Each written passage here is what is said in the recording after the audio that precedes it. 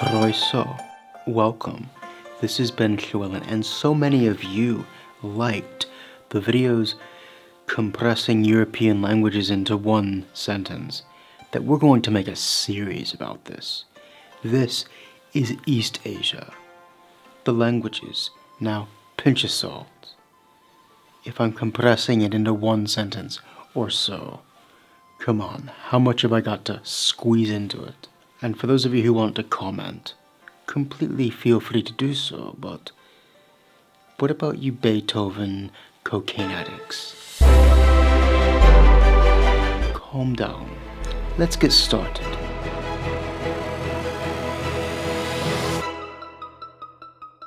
Korean is what happened when frozen tribes from Upper Manchuria slowly moved south into the Korean peninsula, replacing a proto-Japonic language that Japanese came from, and then century upon century of Chinese sprinkles and characters,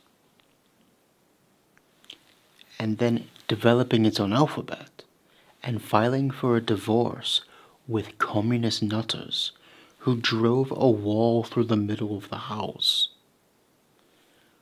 before banning language connected to free thought, so that the Korean language has sprouted two standard variations. Chinese is the language that got lucky. It found itself being the first language to rule over the only large, fertile, and defendable plain between China and the south of Ukraine, which meant that it absorbed all the languages from the hills around it by having an analytic structure like English, and then bringing in prestige words through Sanskrit, the holy language of India, and then Persian writings, and words for war from Mongolic languages, and administrative through Manchurian, with a spray over it later of English. Japanese is a language of prehistoric Korean settlers who came into Japan and took then century after century of Chinese sprinkles and characters, of Chinese adaptations, up to half of Japanese now, and then Dutch sprinkles, and English sprinkles, and some Portuguese, with not quite being able to pronounce the letter L. Ainu was the native language over much of Japan, without any known relation to any other language, but has influences from Nifk over in Russian Manchuria through ancient links across the sea. Mongolian is a language of Eurasian steppe warriors who grew up between Turkic languages and Tungusic and Korean languages, with influence coming from the far south through the Uyghur language, connecting them to Indian languages, then with a burst of Chinese influences, and they could not make up their minds which script to write their language in for centuries. And then later, through communist nutters, dashes of Russian. Vietnamese is when a swamp people of an Austro-Asiatic language, once much more closer to Cambodian, conquer several Malay peoples going south and bring the rhythm into their language before their aristocratic class switched almost entirely over to Chinese, inflecting Vietnamese so much that it became tonal, like Chinese, before the French colonial era left lots of French sprinkles. Tagalog is when a Malay Polynesian language holds the most densely populated city in the world, and takes in words from hundreds of other island languages, after having been ruled by the Spanish for 333 years and having words from Catholicism whipped in, and trade language from Malay, Arabic, English, and even Cantonese. Sprinkles. Wu is the eccentric business-savvy cousin of Mandarin Chinese, which was banned in 1986 as one of the uncivilized dialects, as it is the most ancient variety of Southern Chinese, and Marxists are control freaks who do not want you to know historical truths, and one such historical truth, Wu, is that Wu has been influenced by Yue, which was conquered by the Han Chinese in the north. Cantonese. Cantonese are the new languages that formed after 214 BCE, when Han Chinese mass migrated into Yue lands, forming a fusion, a Sino-Yue language grouping. And then later, these variations of Chinese were the ones that took in more European languages, influences, Portuguese and English, flavorings.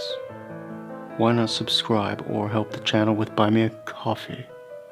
Lao, or Laotian, is a kra-dai language of the peoples who fled the political collapse of 10th century China, going southwest.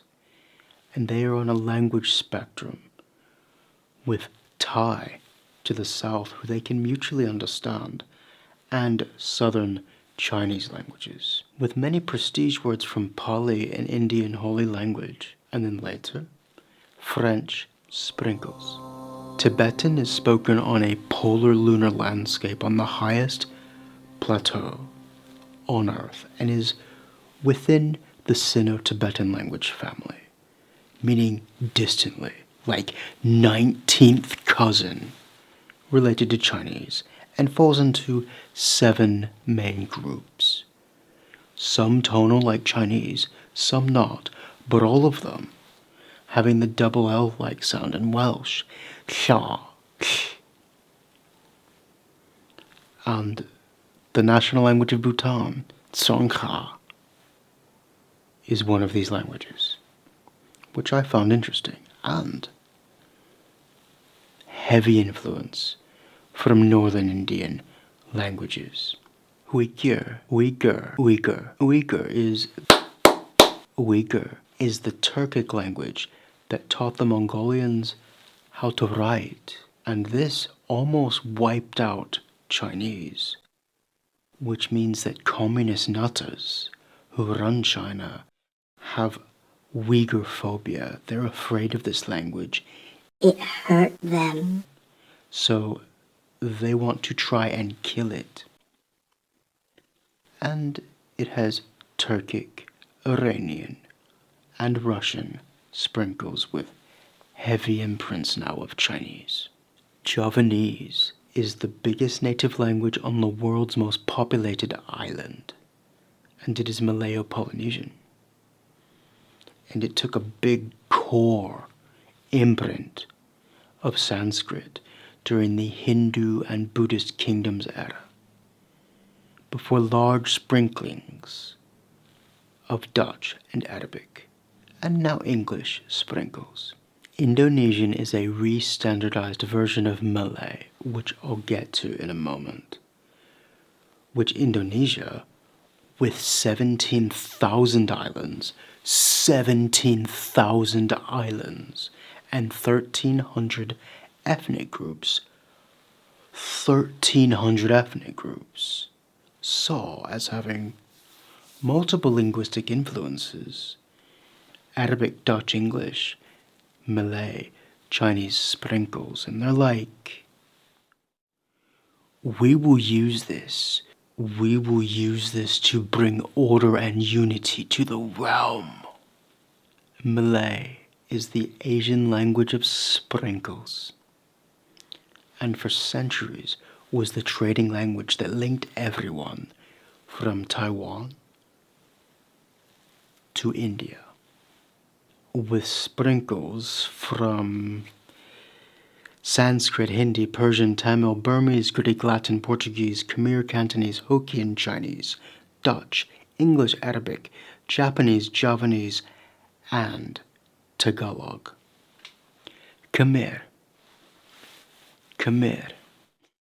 Khmer is the Austroasiatic language which was perfectly happy staying where it was and was not interested in this Chinese tonal stuff, with sprinkles from Thai and French, and then a dash of communist psychopath who wanted to control how people use pronouns by reshaping the language.